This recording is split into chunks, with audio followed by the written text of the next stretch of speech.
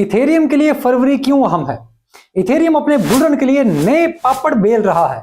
Real world assets को अपनी blockchain पर लाने के लिए ये नई अपग्रेड ला रहे हैं। लेकिन क्या लेयर 2 इस सब के लिए तैयार है?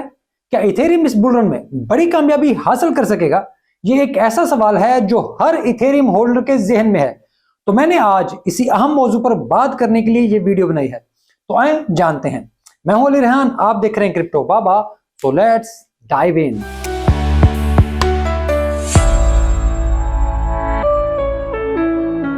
पहली बात यार, मैं यहां पर मजहब बेचने नहीं आया, अपने सियासी नजरियात की बात करने भी नहीं आया। प्लीज मजहबी और सियासी बातें नीचे ना करें। इसके लिए कई बड़े उलमा और सियासतदान मौजूद हैं। मैं सिर्फ अपनी एक छोटी सी कोशिश कर रहा हूं कि आपको एक इन्वेस्टर बना सकूं, आपकी सोच पर ऐसे असर डाल सकूं ताकि आप पैसे को बतौर रिसोर्स देखें और इसका बेहतरीन इस्तेमाल करें। मैं कोई फाइनेंशियल एडवाइजर भी नहीं हूं, तो प्लीज यार ऐसे कमेंट ना किया करें। तो अब इथेरियम की बात। हाँ, मैं मानता हूं कि इथेरियम का बुल रन अच्छा होगा। ये $20,000 से ऊपर जाएगा। इसके लेयर 2 कॉइन भी बहुत ऊपर जाएंगे, जिसमें ARB, पॉलीगॉन, ऑप्टिमिज्म समेत कई कॉइन शामिल हैं। लेकिन प्राइस टेक्नोलॉजी का तयन नहीं करती। जब आप टेक्नोलॉजी की बात करते हैं तो इथेरियम की मेन चेन, जिसे बीकन चेन कहते हैं, उसमें इतनी कैपेसिटी नहीं कि वो इतनी ज्यादा ट्रांजैक्शंस होल्ड करे। इसी वजह से इन्होंने लेयर 2s बनाए। लेयर 2 की इंजीनियरिंग पर वैसे तो पूरी वीडियो मौजूद है, लेकिन अगर मैं यहां थोड़ा सा बैकग्राउंड बताऊं तो ये अपनी चेन पर अलहदा ट्रांजैक्शन करते हैं, फिर यहां कम रश वाले वक्त में बीकन चेन पर जाकर रिकॉर्ड कर देते हैं। अब इस वजह से लेयर 2 की सिक्योरिटी के बहुत मसाइल हैं, लेकिन फीस कम थी। अब ये बेयर मार्केट में तो फीस कम रही, लेकिन जैसे जैसे बुल रन शुरू हो रहा है तो इथेरियम की मेन चेन यानी बीकन चेन पर भी रश बढ़ रहा है। अब ट्रांजैक्शन हर वक्त महंगी है, तो लेयर 2 को ऑफ आवर्स नहीं मिल रहे, यानी ऐसा टाइम नहीं मिल रहा जहां फीस कम हो तो वो सस्ते में ट्रांजैक्शन रिकॉर्ड कर सके। इस वजह से लेयर 2 के ऊपर भी फीस बहुत ज्यादा बढ़ रही है। ट्रांजैक्शन रिकॉर्ड करने का टाइम ना मिलने से एक और मसला भी शुरू हो गया है कि लेयर 2 पर अब ट्रांजैक्शन भी स्लो हो गई है, क्योंकि रिकॉर्ड जब बीकन चेन पर नहीं जाता तो उनकी चेन पर ही पड़ा रहता है, तो वहां पर फिर रश लग जाता है, फिर वो ट्रांजैक्शंस मिस करने लगती है। सिक्योरिटी, फीस और स्पीड, ये 3 ऐसे मसले हैं जो इथेरियम के लिए सरदर्द बने हुए हैं। इस वजह से वहां रियल वर्ल्ड एसेट्स ज्यादा नहीं है और उनकी ये ख्वाहिश है कि वहां पर ज्यादा से ज्यादा रियल वर्ल्ड एसेट्स हों, लेकिन इसका मतलब ये नहीं कि वो ये जंग हार रहे हैं। इथेरियम की टीम पूरी कोशिश में है कि इस मसले को हल किया जाए। इसी वजह से वो एक नई अपग्रेड डंकन ला रहे हैं, जो जनवरी में लॉन्च होने के करीब है, लेकिन फरवरी में मुकम्मल तौर पर काम शुरू करेगी। इसकी वजह से लेयर 2 प्रोजेक्ट्स को बहुत फायदा होगा, क्योंकि वहां फीस कम होगी और स्पीड बेहतर होगी। अब थोड़ी सी मजीद टेक्निकल बात सादा जुबान में और समझ लें। डंकन की मदद से इथेरियम की चेन पर मौजूद रिकॉर्ड को दूसरी जगह शिफ्ट किया जाएगा। कुछ को ऑनलाइन रखा जाएगा, कुछ को जाया कर दिया जाएगा और कुछ को मर्ज किया जाएगा। तो इससे होगा ये कि भाई इथेरियम को डेटा रिकॉर्ड करने की मजीद स्पेस मिलेगी, लेकिन इससे सिक्योरिटी के मसाइल का कोई हल नहीं होगा। लेयर 2 सेंट्रलाइज्ड ही रहेंगे, लेकिन ये अब इथेरियम के लिए बहुत फायदेमंद होगा। अगर आपको याद हो तो मैंने वितालक की ट्वीट पर एक वीडियो बनाई थी।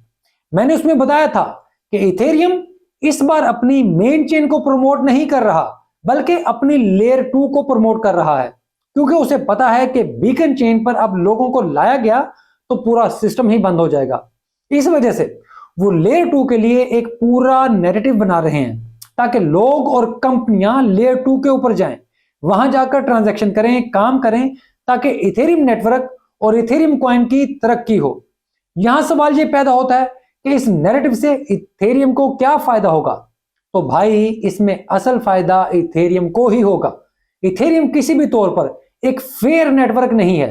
यहां जितनी भी लेयर 2 हैं वो प्राइमरी तौर पर सिर्फ और सिर्फ इथेरियम के लिए काम करती हैं। ये तमाम इथेरियम की प्राइस बढ़ाने के लिए ही सर्विस देती हैं।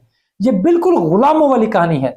लेयर 2 पर फीस इथेरियम में, लेयर 2 की स्टेकिंग इथेरियम में, हर चीज इथेरियम में। उनके टोकन की प्राइस भी इथेरियम में ही बढ़ती है।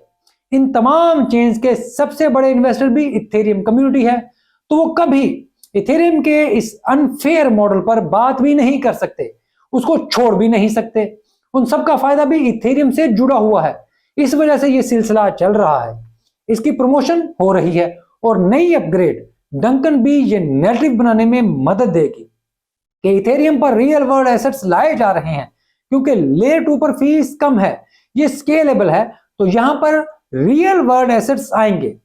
अब कम से कम इस अपग्रेड को देखकर लगता है कि इथेरियम ने कुछ बड़े रियल वर्ल्ड प्रोजेक्ट से मुआहदे कर लिए हैं, और जैसे ही अपग्रेड होगी तो यहां बड़े बड़े नाम आएंगे। इससे इथेरियम को मार्च में एक पूरा नैरेटिव मिलेगा, जिसके बाद ये अपने बुल रन शुरू करेगी, या जनवरी के बाद भी हो सकता है, क्योंकि मुझे लगता है कि वो अपग्रेड के साथ ही अनाउंसमेंट कर देंगे। बेशक उनकी अपग्रेड का काम फरवरी में शुरू हो, तो इस वजह से मुझे लगता है कि इथेरियम को शॉर्ट टर्म में फायदा होगा। ये बिल्कुल ऐसा ही है जब मैंने नवंबर में सोलाना के बारे में प्रिडिक्शन की थी कि उनका नया प्रोग्राम आ रहा है और अब ये काफी तेजी से बढ़ेगा। फिर आपने सोलाना का रन देखा जो जबरदस्त था। मुझे नहीं पता कि आपने उसका फायदा उठाया है या नहीं, लेकिन वीडियो मौजूद है, आप उसे देख सकते हैं। अब यहां पर मैं ये वाजे कर दूं कि जब मैं इथेरियम और लेयर 2 को बतौर टेक्नोलॉजी लॉन्ग रन में देखता हूं, तो मैं ज्यादा होपफुल नहीं हूं लॉन्ग टर्म यानी 2020 तक, क्योंकि अगर ये रियल वर्ल्ड एसेट्स ले भी आए तो भी ये ज्यादा कामयाब नहीं होंगे। बिला आखिर इन एसेट्स को भी चेन बदलना पड़ेगी, क्योंकि इनकी लेयर 2 स्केलेबिलिटी के मिसाइल का शिकार है। यहां इतना ज्यादा सिक्योरिटी का मसला है जो किसी भी तौर पर दुनिया के बड़े फाइनेंशियल इदारों को कबूल नहीं होगा। अगर ये इथेरियम की मेन चेन यानी बीकन चेन पर जाएं, तो उसमें इतनी ज्यादा कैपेसिटी ही मौजूद नहीं कि वो ट्रांजैक्शन को संभाल सके। इस वजह से मुझे लगता है कि ये बुल रन इथेरियम के लिए आखिरी बड़ा बुल रन होगा।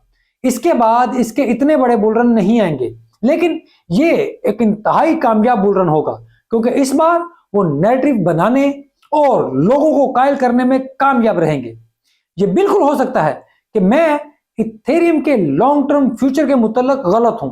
ये टेक्नोलॉजी है और टेक्नोलॉजी इवॉल्व होती रहती है, टेक्नोलॉजी बदलती रहती है और बेहतर होती रहती है। हो सकता है कि वो अगले साल कुछ ऐसा कर दे जिससे वो बहुत कामयाब हो जाए, लेकिन जब मैं ये वीडियो बना रहा हूं तो डंकन और उसकी अगली 3 अपग्रेड्स में ऐसा कोई इनकलाबी इकदाम नहीं है। जब होगा तो मैं सबसे पहले इसके बारे में बात करूंगा और आपको यकीनन बताऊंगा। बाकी आपको कोई बात अच्छी लगे या बुरी लगे तो मुझे कमेंट में जरूर बताएं, और अगर वीडियो अच्छी लगे तो इसे लाइक जरूर कर दें। मैं इंतहाई शुक्रगुजार रहूंगा। मैं अपने दुनिया भर के दोस्तों का भी बहुत शुक्रगुजार हूं जो रेगुलर आकर इस वीडियो को देखते हैं, कमेंट करते हैं।